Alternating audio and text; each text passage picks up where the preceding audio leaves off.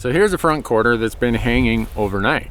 A lot of times we do this right at the time we shoot the animal, but we wanted to have good light when we showed you this, so we let it hang overnight. But right here's the joint you're trying to tackle. In a human, we'd probably call this our knee. So there's a bunch of tendons back here, there's some tendons right here, and then some on the side. So you just take this really sharp tool right here. So what I'm doing is I'm just cutting on that, and you can see how already some of the tendons are falling by the wayside. Get in there, you can really put a lot of leverage on that thing. You're just trying to clip all these tendons. And knees, kind of like our knees, have a lot of tendons in them, but they're also protected by a lot of bone. So if you end up doing this with your traditional blade, all of this bone really does a number on your edge. So now I'm going to turn this. See that, how sharp that is? Just boom, cut that tendon really quickly. I'm just cutting all these tendons.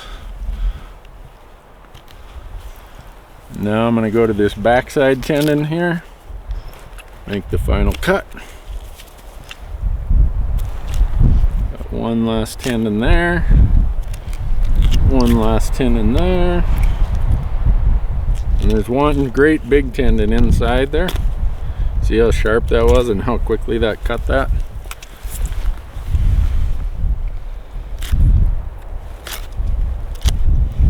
Now I should be able to just spin this and it'll start popping out of there.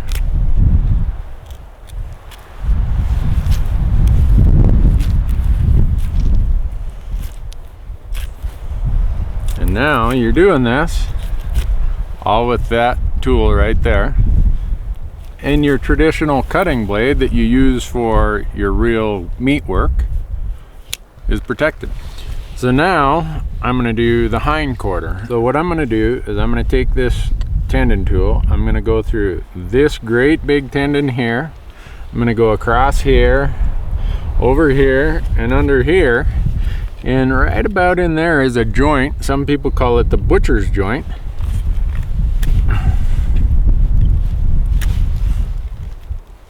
If you look, you're going to see a joint right here. You'll see it starting to come apart. And I'm opening it up for you, but right now I could pop this if I wanted to. See that? Now you haven't used a hatchet, which leaves you all these sharp edges.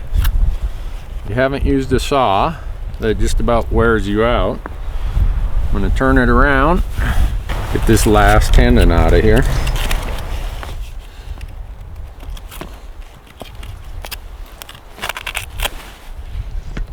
Just like that. That joint comes apart nice and smooth.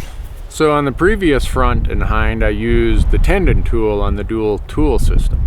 Now I'm going to use the serrated edge on the exchange blade system. Cut through that great big tendon in the back, tendon in the front. There's a couple lateral tendons that go across here. Then I'm going to roll it over just like I did on the last one. I'm going to connect these cuts right there, and you can see it's already falling apart.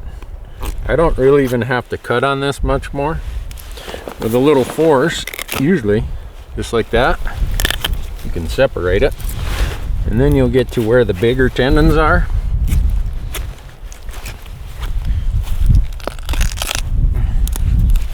Give it a twist and a little spin.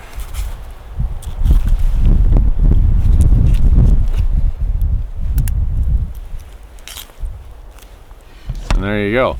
You've done all that bone and tendon work with a blade that isn't the blade that you need for all your meat work. So now, did this hind, I'm going to do that front, and we'll be done removing the lower legs. Again, you add up 4 of these lower legs, I'm guessing they weigh 4 pounds a piece. Why do you want to carry 15, 16 or more pounds out? I'm not sure.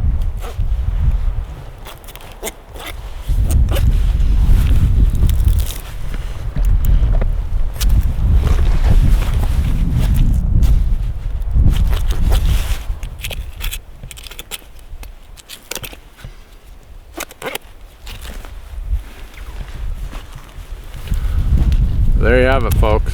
2 of them with the tendon tool, 2 of them with the serrated edge. So slick, so easy when you have a tool designed for that. And in the process, you're preserving your main cutting edge. Exchange blade system, dual tool system, either of them work. Makes quick work of this type of dirty work that comes with backcountry elk hunting.